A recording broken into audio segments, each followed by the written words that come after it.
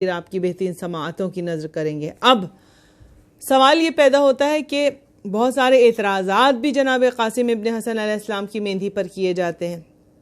وہ یہ کیے جاتے ہیں کہ بھائی سوالات ہوتے ہیں جس میں ہمارے بچے گھبرا جاتے ہیں، پریشان ہو جاتے ہیں کہ جی ان کے جواب کیا دیں، کہ کہا جاتا ہے کہ جی یہ مہندی کربلا میں تو نہیں ہوئی تھی، کربلا میں تو شادی نہیں ہوئی ہوگی، اس طرح سے مہندی نہیں اٹھائی گئی تھی کربلا میں، تو پھر یہ ہم کیوں اٹھاتے ہیں، پھر یہ ہمارے ہاں یہ رسم کیوں ہے، یہ عزاداری کا حصہ یہ مہندی کیوں ہے، یہ نہیں اٹھانی چاہیے۔ بعض لوگ اس بارے میں اعتراض کرتے ہیں کہ کیوں اٹھاتے ہیں، یہ نہیں، بعض لوگ کہتے ہیں کہ یہ ہمارے مسلمانوں میں سے یہ رسم نہیں ہے، بلکہ یہ رسم جو ہے وہ ہندوستان سے چلی اور پاک و ہند سے یہ رسم چلی۔ پاکستان میں، ہندوستان میں، پاک و ہند ملا کے جب ہم کہتے ہیں تو یہ ہے۔ عزیزان محترم، جہاں تک مہندی کی بات ہے تو مہندی عرب کا حصہ بھی ہے۔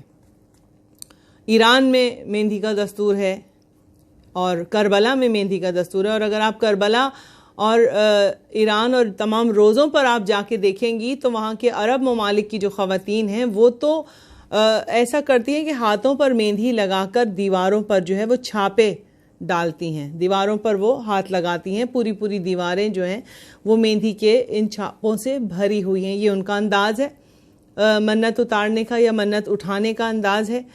اور پھر ہمارے چھٹے امام امام جعفر صادق علیہ السلام نے فرمایا، اور شیخ صدوق نے اسے نقل کیا اس روایت کو، کہ ہر مومن اور مومنہ جو عورت ہوتی ہے اس کو اپنے ہاتھوں میں ہر وقت مہندی لگا کے رکھنا چاہیے۔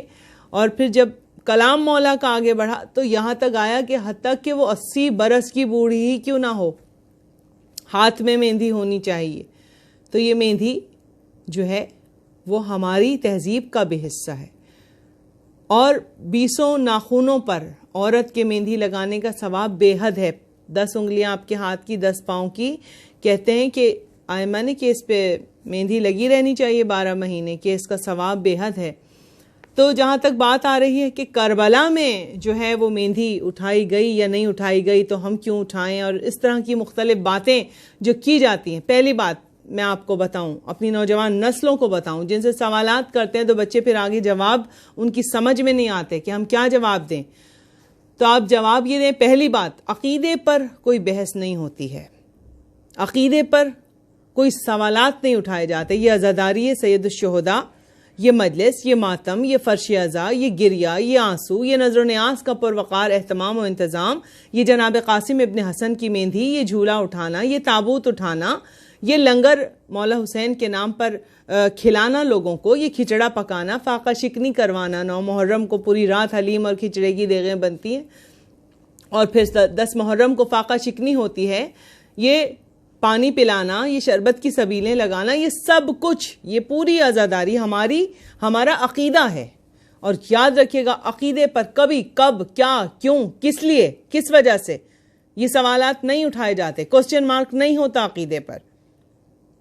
عقیدہ، اب میں آپ کو بالکل چھوٹی سی مثال اور بالکل سامنے کی مثال اپنے بچوں کے لیے دے رہی ہوں۔ یہ ہمارا عقیدہ ہے نا کہ اللہ ایک ہے، عقیدہ توحید پر ہمارا ایمان ہے نا کہ اللہ ایک ہے، وہ وحدہ لا شریک ہے، وہ ہمیشہ سے ہے، وہ ہمیشہ رہے گا۔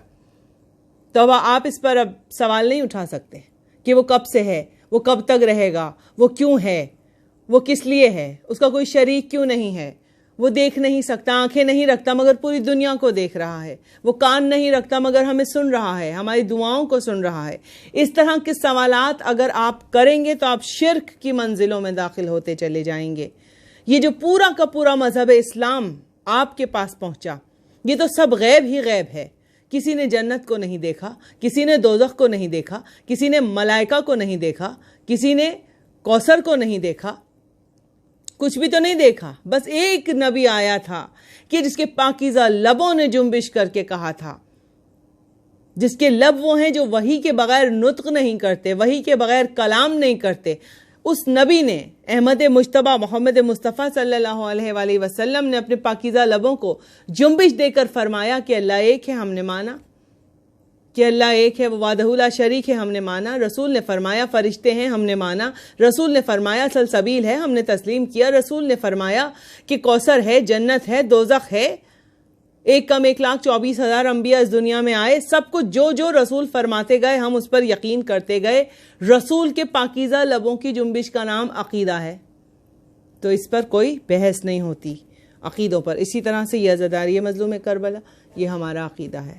اس میں جو جو بھی رسومات ہو رہی ہیں سب. اب رہی بات اس سوال کی کہ کربلا میں مہندی ہوئی تھی کہ نہیں ہوئی تھی، ہم کیوں اٹھائیں؟ یہ کوئی سوال نہیں ہے زان محترم. کربلا میں جو کچھ ہوا تھا کیا وہ آپ کر سکتے ہیں؟ کربلا میں تو 3 دن تک حسین کے بچے پیاسے رہے تھے. 7 محرم سے 10 محرم تک آپ پیاسے رہ سکتے ہیں؟ رہیے کربلا والوں کے نام پہ. 7 محرم کو پانی پینا چھوڑ دیجئے، 10 محرم تک ایک گھونٹ بھی پانی نہ پیجئے. کر سکتے ہیں؟ نہیں کر سکتے. کربلا میں جو قیامتیں گزر گئیں وہ تو ہم کر ہی نہیں سکتے. کربلا حسرتوں کا نام ہے. ان ماؤں کے دلوں میں جو حسرتیں تھیں جو پوری نہ ہو سکیں، ان ماؤں کے دلوں میں یہ حسرت تھی نا کہ ہمارے بچوں کے سروں پہ سہرے بندھیں، ہمارے بچوں کی شادیاں ہوں، مہندی نکلے، مہندی اٹھے. جناب قاسم ابن حسن کی ماں کی یہ خواہش. تو یہ تمام جو حسرتیں ہیں ان کو ہم پورا کرتے ہیں. بس حسرتوں کے پورا کرنے کا نام، جو وہاں نہیں ہوا وہ ہم کرتے ہیں. یہ ہے ہماری عزاداری اور اس کا مقصد. دیکھتے چلے جائیے آپ کہ کربلا میں حضرت عباس کے کٹے ہوئے بازوؤں کے ساتھ جیسے بازو کٹے علم جھکتا چلا گیا. علم عباس ٹھنڈا ہو گیا زمین پر، علم نہیں اٹھ سکا. آج ہم عباس کے علم کو دونوں ہاتھوں میں اٹھا کر مولا کو بتاتے، مولا اب آپ کی قسم اس علم کو کبھی جھکنے نہیں دیں گے، کبھی گرنے نہیں دیں گے، اپنی جانیں قربان کر دیں گے، اس علم کو اٹھا کے چلیں گے. یہ ہے کربلا. کربلا میں مولا کے بچے پیاسے رہے تو ان پیاسوں کے نام پر ہم سبیلیں لگاتے ہیں، ہم پانی پلاتے ہیں. یہ ہے کربلا. ہم ان حسرتوں کو پورا کرتے ہیں. کربلا میں ماں کا دودھ خشک ہو گیا تھا. شہزادہ علی اصغر کے حلق میں ایک بوند پانی اور دودھ کی نہ جا سکی تو ہم چھوٹے شہزادے کے نام پر دودھ کی سبیلیں لگاتے ہیں، دودھ کے شربت پلاتے ہیں. چھوٹے بچے کا جھولا جل گیا تھا کربلا میں، جس کی لکڑیوں کو ماں اپنے سینے سے لگائے ساری عمر بیٹھی رہی. ہم اس حسرت کو پورا کرتے ہیں، علی اصغر کا جھولا اٹھاتے ہیں. یہ ہے حسرتوں کا نام. بچی کی بالیاں چھن گئی تھی کربلا میں. ہم جناب سکینہ کے تابوت پر بالیاں بانٹتے ہیں، جو ہماری معصوم بچیاں ان بالیوں کو پہنتی ہیں کہ یہ سکینہ کے نام کی بالیاں ہیں.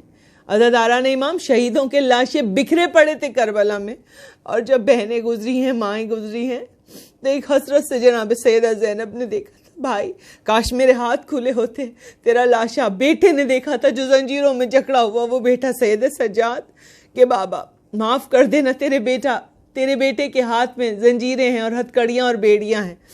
تو لاشیں نہیں اٹھے، حسرت تھی نا بہن کے دل میں. ہم تابوت اٹھاتے ہیں، ہم اپنے مولا حسین کا تابوت اٹھاتے ہیں، ہم شہزادہ علی اکبر کا تابوت اٹھاتے ہیں، شہزادہ علی اصغر کا جھولا اٹھاتے ہیں. جناب قاسم کی ماں کے دل میں ارمان تھا میرے بیٹے کی شادی ہو، اس کے سر پہ صحرا سجے. ہم مہندی اٹھاتے ہیں. اور پھر بقول مولانا اظہر حسن زیدی علی اللہ مقامہ وہ فرمایا کرتے تھے کہ اس بات پہ بحث کیوں کرتے ہو کہ کربلا میں مہندی ہوئی کہ نہیں ہوئی. یہ سوچ کے اٹھایا کرو نا کہ ایک اجڑی ہوئی بیوہ ماں کے دل میں ارمان تو تھا نا کہ میرے بچے کی مہندی ہو، میرے بچے کے سر پہ صحرا سجے. تو ہم اس ارمان کو پورا کرتے ہیں. ہماری جانیں قربان اس مہندی کے نکلنے پر اور اس پر منتیں اور مرادیں آنے پر. تو یہ تمام ارمان تھے، یہ تمام چیزیں تھیں جو ہم پورا کرتے ہیں. بہن کو رونے نہیں دیا لاشے پہ تو ہم روتے ہیں. بہن کو ماتم کرنے نہیں دیا، بیویوں کے ہاتھ پسے پشت بندھے تھے. ماتم کا بڑا ارمان تھا، ہم ماتم کرتے ہیں. عزاداران امام یہ ہے کربلا کہ حسرتوں کا نام ہے، ان حسرتوں کو ہم پورا کرتے ہیں. یہی ہے کربلا. اس بات پر بحث مت کیا کیجئے کہ ایسا ہوا تھا کہ نہیں ہوا تھا. اور ایک بات اور یاد رکھے گا کہ یہ عزاداری سید الشہداء پوری دنیا کے لوگ، اقوام عالم اگر آپ اٹھا کے دیکھ لیجئے، اب اپنے ٹیلی ویژن اسکرینز پہ آپ دیکھیے گا کہ اقوام عالم میں عزاداری کس کس رنگ میں ہو رہی ہے. ہر انسان نے، تمام قوموں نے، تمام ملکوں نے، تمام لوگوں نے عزاداری حسین کو اپنی اپنی تہذیب و ثقافت کے ساتھ ملا لیا، ضم کر لیا. یہ عزاداری ہر رنگ میں ضم ہو گئی اور ہر انداز میں منائی جاتی ہے، ہر انداز میں مجلسیں ہو رہی ہیں. پوری دنیا میں آپ اٹھا کے دیکھیں جو یورپین ممالک ہیں ان کے وہاں پہ عزاداری کے انداز الگ ہیں. افریقہ میں الگ انداز سے ماتم ہوتا ہے, امریکہ میں الگ انداز سے مختلف شہروں میں ماتم ذاکری اور عزاداری ہوتی ہے. کربلا اور ایران کا بالکل الگ انداز ہے, وہاں ان کی تہذیب و ثقافت ہے, وہ اس اعتبار سے عزاداری سید الشہداء کرتے ہیں. ہندوستان میں بالکل الگ انداز ہے, وہ اپنے, اور کربلا میں تو جب مہندی آتی ہے, امام کے حرم میں آتی ہے مہندی جناب شہزادہ قاسم علیہ السلام کی, تو تمام قبیلوں کے لوگ اپنے اپنے انداز میں بڑی بڑی کشتیوں میں, آپ دیکھیے گا 7 محرم کو کربلا چینل آپ لگائیے کہ شہزادے کی مہندی لے لے کے سب لوگ آ رہے ہوتے ہیں اپنے اپنے انداز سے, اپنے اپنے رنگ میں. تو ہم کون ہوتے ہیں اعتراض کرنے والے؟ ہمیں کوئی حق یہ نہیں پہنچتا کہ ہم شہزادی کونین کے بیٹے کی عزاداری اور اس کے انداز میں, اس کی جس بھی انداز میں ہو رہی ہے, ہم اس پر اعتراض کریں. بی بی جانے, بی بی کے بیٹے کے عزادار جانے, یہ عزاداری جانے, بی بی خلوص دل, خلوص نیت, محبت اور عقیدت کو دیکھتی ہیں. ہم یہ ہرگز نہیں کہہ سکتے کہ ہم جو کر رہے ہیں وہ ٹھیک کر رہے ہیں اور جو دوسرا کر رہا ہے وہ غلط کر رہا ہے. ہماری بات, ہمارا انداز ٹھیک ہے, ان کا غلط ہے, نہیں. اس کا فیصلہ شہزادی کونین جناب فاطمہ زہرا کریں گی کہ کس کس انداز میں امام حسین کی عزاداری ہو رہی ہے. عزاداری